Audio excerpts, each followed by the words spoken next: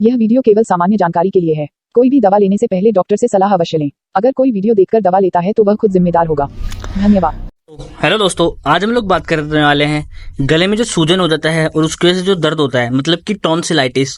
जो हमारे जो टॉन्सिल्स होते हैं, ठीक है, उनमें जो सूजन आ जाता है उसके लिए क्या ट्रीटमेंट दिया जाता है उसके बारे में हम लोग आज बात करेंगे। क्योंकि जो अभी जो मौसम चल रहा है वो मानसून का है, मतलब कि जो ठंड का मौसम थोड़ा सा चल रहा है। उस केस में क्या होता है, लोग जो कोल्ड ड्रिंक वगैरह पी लेते हैं, ठीक है, उस वजह से उनके जो कोल्ड वगैरह हो रहा है। और इस समय में जो पेशेंट है, मेरे पास काफी सारे पेशेंट टॉन्सिलाइटिस के आ रहे हैं, इसलिए मैं आपके लिए वीडियो बना रहा हूँ कि जो टॉन्सिलाइटिस अगर हो रहा है तो उसके लिए अपने को इस समय पे क्या ट्रीटमेंट पेशेंट को देना है। ठीक है, तो सबसे पहले अपन टॉन्सिल्स के बारे में समझ लेते हैं। ठीक है, जो हमारा जो गले का जो पीछे का हिस्सा जो होता है, जो यहाँ पे अपन जैसे आप डायग्राम में देख सकते हैं, 3 टाइप के जो टॉन्सिल्स होते हैं। ठीक है, जो पहला होता है जो फेरेंजाइल टॉन्सिल्स, ठीक है, और दूसरा जो होता है पैलेटाइन टॉन्सिल्स, जो कि अपने को नॉर्मली जो दिखते हैं अपने को, ये जो बड़े बड़े जो होते हैं, ये साइज में पहले तो बड़े होते हैं, बाद में धीरे धीरे छोटे हो जाते हैं। ठीक है, उसके बाद में जो क्या है, लिंगुअल टॉन्सिल्स। ठीक है, फेरेंजियल टॉन्सिल्स को एडिनोइड्स वगैरह भी बोलते हैं। ठीक है, अब ये टॉन्सिल्स का काम क्या है अपनी बॉडी में, ये जो टॉन्सिल्स होते हैं ना, ये हमारे जो इम्यूनिटी सिस्टम होता है, जो प्रतिरक्षा तंत्र जो होता है, जो कि हमारे को बाकी बीमारी से बचाता है, ठीक है,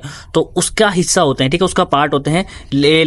मतलब लिम्फेटिक सिस्टम जो होता है उससे ये बने हुए होते हैं। ठीक है, तो ये हमारे जो इम्यूनिटी सिस्टम होता है उसका पार्ट होते हैं, बीमारी से हमें बचाते हैं। लेकिन कई बार क्या होता है, इन्फेक्शन वगैरह की वजह से क्या होता है, इनमें स्वेलिंग वगैरह आ जाती है, जो कि टॉन्सिलाइटिस का कारण बनती है। ठीक है, तो उसके बाद में अपन देख लेते हैं, जैसे ये नॉर्मल टॉन्सिल्स होते हैं, ये अपने को जो यहाँ पे जो दिख रहे हैं 2, ठीक है, जो ये टॉन्सिल्स हैं, और जो टॉन्सिलाइटिस जिसमें इन्फेक्शन फैल चुका है, उन दोनों में आप डिफरेंस देख सकते हो कि यहाँ पे रेडनेस ज्यादा है, ठीक है, व्हाइट व्हाइट से स्पॉट्स वगैरह हैं। ठीक है, तो ऐसे अपन पहचान सकते हैं। जैसे किसी को भी अगर टॉन्सिल्स गले में सूजन या दर्द हो रहा है तो अपना उसका मुंह खुलवा के और देख सकते हैं कि अंदर टॉन्सिल्स में सूजन वगैरह तो नहीं है। ठीक है, तो उसके बाद में सबसे पहले अपन देखते हैं इसके सिम्टम्स, जो मुख्य जो लक्षण होते हैं उनके बारे में, कि अगर किसी को टॉन्सिलाइटिस हो गया है तो उसको क्या क्या लक्षण देखने को मिलते हैं। ये लक्षणों से अपन कैसे पहचान सकते हैं कि अगर किसी पेशेंट को ये लक्षण आ रहे हैं तो अपन उसको सस्पेक्ट कर सकते हैं इसको टॉन्सिलाइटिस हो सकता है। तो सबसे पहला जो ऑप्शन है वो है सोर थ्रोट। ठीक है, जो उसका गला जो होता है, ठीक है, वो मतलब कि जो जैसे गले में खराश वगैरह जैसा टाइप में हो जाता है। ठीक है, उसके बाद में जो सेकंड नंबर पे है जो डिफिकल्टी इन स्वेलोइंग। ठीक है,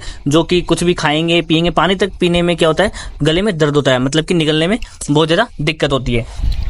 क्योंकि जो हमारे जो टॉन्सिल्स होते हैं वो सूज जाते हैं। जैसे अपन कुछ खाना खाते हैं, हार्ड अगर रोटी वगैरह खाते हैं, जैसे उसके टच होता है तो अपने को दर्द होता है, इसलिए अपने को आसानी से खाना निकल नहीं पाते हैं। ठीक है, उसके बाद में जो थर्ड नंबर पे जो सिम्टम है वो है रेड एंड स्वेलोन टॉन्सिल। ठीक है, जैसे कि अपन डायग्राम में देख सकते हैं, जो ये दोनों टॉन्सिल होते हैं इनमें स्वेलिंग मतलब सूजन आ चुकी है। टॉन्सिलाइटिस जो है, इसके लास्ट में जो टिस वर्ड है उसका मतलब होता है स्वेलिंग। ठीक है, तो आप वर्ड से ही समझ सकते हो, टॉन्सिलाइटिस मतलब टॉन्सिल्स में सूजन, और सूजन के साथ साथ ये क्या होता है, इनका जो कलर होता है वो भी रेडनेस हो चुका है। ठीक है, तो ये भी एक इसका सिम्टम्स है। ठीक है, उसके बाद में फोर्थ नंबर पे जो लक्षण है वो है व्हाइट और येलोइश स्पॉट। ठीक है, ये जो आप इसमें देख सकते हो टॉन्सिल में, ये डायग्राम में अच्छे से कि आपको व्हाइट व्हाइट से स्पॉट्स दिख रहे हो। ठीक है, तो कई जगह पे क्या होता है, ये येलोइश कलर के भी होते हैं या फिर व्हाइट कलर के, दोनों में से किसी भी एक कलर के आपको दिख सकते हैं। उसके बाद में फीवर एंड हेडेक। ठीक है, जब ये टॉन्सिल्स में स्वेलिंग आ रही है तो इसके दर्द की वजह से क्या होता है, कई बार अपने को सर तक दर्द होता है, और अगर ज्यादा दर्द होता है उस वजह से क्या होता है, अपने को फीवर भी आ जाता है, मतलब बुखार भी चढ़ जाता है। ठीक है, उसके बाद में 6 नंबर पे जो आता है लॉस ऑफ वॉइस। ठीक है, यहाँ पे जो स्वेलिंग अगर आ जाती है तो जैसे अपन बोलने की कोशिश करते हैं तो अपने को पेन होने लगता है, इसलिए मतलब कि अपने को बोला भी नहीं जाता है। तो इसलिए इसका भी ये भी एक सिम्टम हो सकता है कि लॉस ऑफ वॉइस अगर ज्यादा सीवियर कंडीशन है तो उसमें पेशेंट को क्या होता है, बोलने में भी नहीं आता, बोलने में परेशानी होती है। ठीक है, तो ये सारे जो लक्षण होते हैं वो टॉन्सिलाइटिस के अपन देख सकते हैं। उसके बाद में इसके कॉजेस में अपन बात करते हैं कि आखिर टॉन्सिलाइटिस होता किस वजह से है। तो पहला तो है ये वायरल इन्फेक्शन, जैसे अपने को जो फ्लू हो गया, कोल्ड हो गया, ठीक है, कॉमन कोल्ड वगैरह, तो इन सभी के केसेस में जो वायरस की वजह से जो अपने को ये जुकाम वगैरह होती है वो वायरस की वजह से होती है, तो उस केस में अपने को जो इन्फेक्शन हो जाता है तो उसकी वजह से भी अपने को टॉन्सिलाइटिस हो सकता है। दूसरा है बैक्टीरियल इन्फेक्शन, जो कि ए ग्रुप का जो स्ट्रेप्टोकोकस होते हैं उनकी वजह से अपने को यहाँ पे क्या हो सकता है, इन्फेक्शन फैल सकता है। ठीक है, जो कि ठंड के मौसम में ज्यादा फैलने के चांसेस ज्यादा रहते हैं। जो अभी क्या होता है, बारिश का मौसम चल रहा है, लोग इसमें जो कोल्ड ड्रिंक वगैरह पीते हैं तो उस वजह से ये प्रॉब्लम देखने को ज्यादा मिल रही है। हमारे पास बहुत ज्यादा पेशेंट ऐसे क्लिनिक पे आ रहे हैं। ठीक है, तो ये भी एक इसका कारण हो सकता है। अदर कोजेस में एक तो फंगल इन्फेक्शन भी हो सकता है, जैसे मुंह में छाले वगैरह हो जाते हैं ना, उस वजह से अगर जो फंगल इन्फेक्शन वगैरह हो गया है, कैंडिडियासिस वगैरह, तो उस वजह से भी बहुत ही रेयर चांसेस में लेकिन ऐसा होता है, तो उस वजह से भी ये टॉन्सिलाइटिस या मतलब कि टॉन्सिल्स में सूजन आ सकता है। तो ये इसके जो मेन जो रीजन है, मेन जो कोजेज है वो वायरस की वजह से वायरल इन्फेक्शन हो सकता है या फिर बैक्टीरियल इन्फेक्शन हो सकता है। अदर कोजेज तीनों किसी भी कारण का हो सकता है। लेकिन अब इसकी जो मेन जो बात आती है वो है ट्रीटमेंट की, कि जो इस समय अपने को क्या बेस्ट से बेस्ट ट्रीटमेंट देना है कि एक ही बार में पेशेंट क्या होता है वो ठीक हो जाए। क्योंकि अपन क्लिनिक पे काम करते हैं, हॉस्पिटल पे पेशेंट को फॉलोअप के लिए बुलाया जा सकता है, लेकिन क्लिनिक पे अपन कोशिश करते हैं कि पेशेंट को सिर्फ एक ही बार में ठीक किया जाए। तो उसके लिए अपन यहाँ पे अगर बात करने वाले हैं, तो जैसे अपने पास जो अगर कोई पेशेंट आ रहा है उसको बहुत ज्यादा अगर पेन हो रहा हो, ठीक है, खाना निकलने में भी अगर प्रॉब्लम आ रही है, बहुत ज्यादा दर्द हो रहा है, तो उसको दर्द को कम करने के लिए, एक्यूट पेन को कम करने के लिए अपने को इंजेक्शन यूज करना पड़ेगा, डिक्लोटाल 3 ml, ठीक है। इस इंजेक्शन को अपन क्या करेंगे, पेशेंट को IM रूट के थ्रू लगाएंगे, जिससे उसका 15 से 20 मिनट के अंदर क्या होता है, दर्द बिल्कुल खत्म हो जाए, तो वो आसानी से खाना वाना थोड़ा बहुत खा सकता है, हल्का फुल्का जो सॉफ्ट खाना जो होता है वो खा सकता है, ठीक है, उसको दर्द नहीं होगा। उसके बाद में अगर उसको इन्फेक्शन ज्यादा फैल रहा है तो उसको खत्म करने के लिए अपने को IV रूट से जो एंटीबायोटिक होती है वो देनी पड़ती है, क्योंकि ओरल रूट से एंटीबायोटिक थोड़ा स्लो काम करती है। IV रूट से अगर अपन देते हैं तो वो डायरेक्ट ब्लड में जाती है और सीधा मतलब कि ऑनसेट ऑफ एक्शन, मतलब कि वो सीधा अपना काम करती है, 100% उसकी बायो अवेलेबिलिटी होती है, 100% उसका एक्शन मिलता है। तो यहाँ पे अगर उसको ज्यादा स्वेलिंग हो रही है, सीवियरिटी है, तो मोनोसेफ 1 ग्राम का जो इंजेक्शन होता है, ठीक है, वो अपन पेशेंट को IV रूट के थ्रू लगाएंगे। AST करने के बाद में ही पेशेंट को कोई इंजेक्शन, एंटीबायोटिक वगैरह कोई भी इंजेक्शन होता है तो उसको AST करने के बाद में ही लगाया जाना चाहिए। तो मोनोसेफ की AST करने के बाद में 1 ग्राम जो इंजेक्शन होता है वो एक एडल्ट के लिए अपन लगा सकते हैं। अगर स्वेलिंग ज्यादा है तो कई बार उसमें क्या होता है 2 ml डेक्सोना भी मिक्स की जा सकती है, ठीक है। और ध्यान रहे कि पेशेंट को खाना खाने के बाद में ही आपको एंटीबायोटिक इंजेक्शन देना है, ठीक है। तो इंजेक्टेबल में ये हो गया, अगर पेशेंट को ज्यादा प्रॉब्लम हो रही है तो दर्द के लिए अपन डिक्लोटाल लगा सकते हैं, और इन्फेक्शन को खत्म करने के लिए एंटीबायोटिक के रूप में मोनोसेफ 1 ग्राम का यूज अपन कर सकते हैं, ठीक है।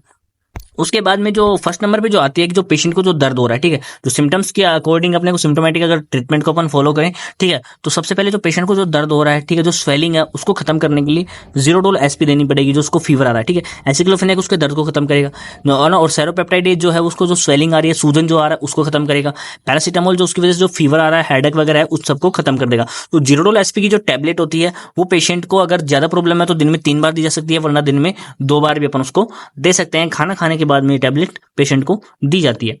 उसके बाद में सेकंड नंबर पे अगर मैं बात करूं तो जो एंटीबायोटिक होती है, जो मोस्टली अगर इसके लिए यूज की जाती है तो वो अमोक्सिसिलिन CV, ठीक है, अमोक्सिकाइन CV 625 की जो टैबलेट होती है एक एडल्ट के लिए उसको यूज किया जाता है। इसका जो रिजल्ट है वो फिलहाल सबसे बेस्ट देखने को मिल रहा है। कई बार इसको एजिथ्रोमाइसिन भी यूज करते हैं, लेकिन एजिथ्रोमाइसिन जो होता है सर्दियों में बहुत ज्यादा इफेक्टिव होता है, लेकिन इस मौसम में क्या होता है अमोक्सी 625 जो है वो ज्यादा इफेक्टिव अपने को इसका ज्यादा इफेक्ट देखने को मिल रहा है। तो अमोक्सिकाइन 625 की जो टैबलेट होती है वो एक एंटीबायोटिक का रोल अदा करती है कि जो बैक्टीरिया का जो इन्फेक्शन हुआ है स्ट्रेप्टोकोकस का, ठीक है, उस बैक्टीरिया को किल करके और बॉडी से बाहर निकाल देती है, जिससे वो स्वेलिंग वगैरह और जो टॉन्सिलाइटिस होता है पेशेंट उससे रिकवर हो जाता है।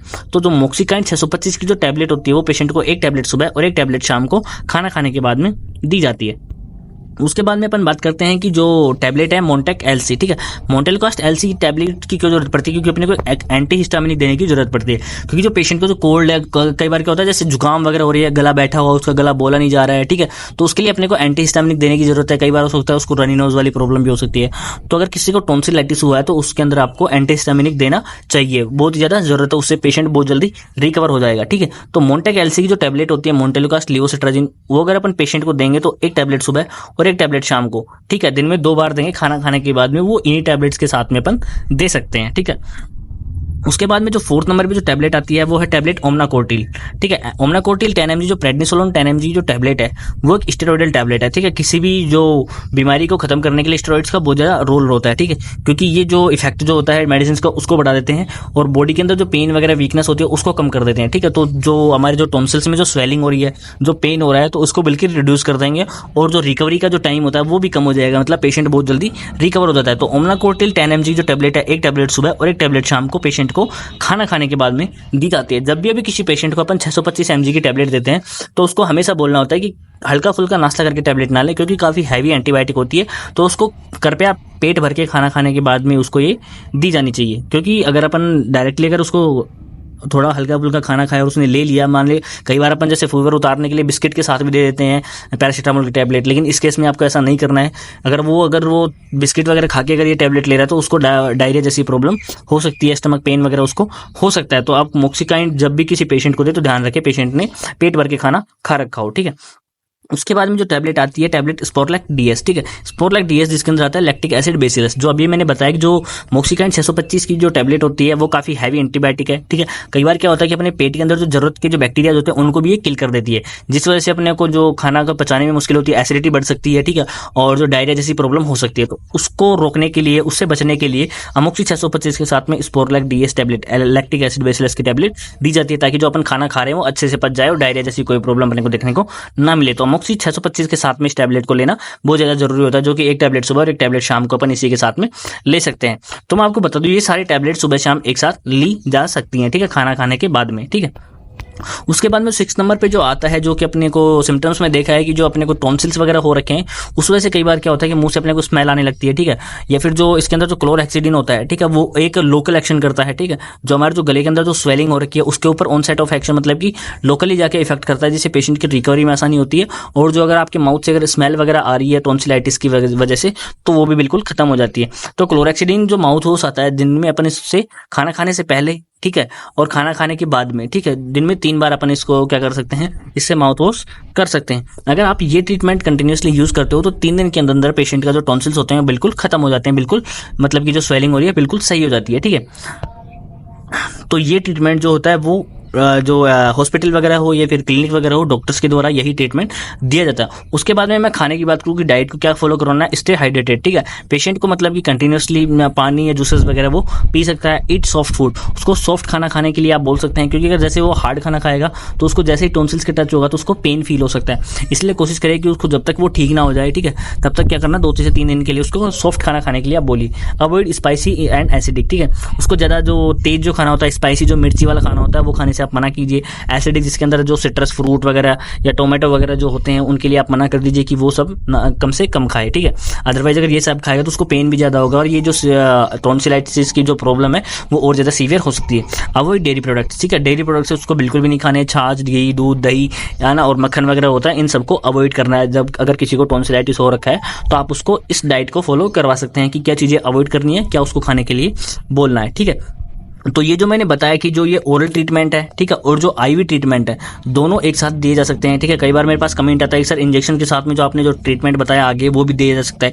ये एक, मैं जो भी ट्रीटमेंट बताता हूँ वो एक प्रिस्क्रिप्शन के अकॉर्डिंग होता है, ठीक है।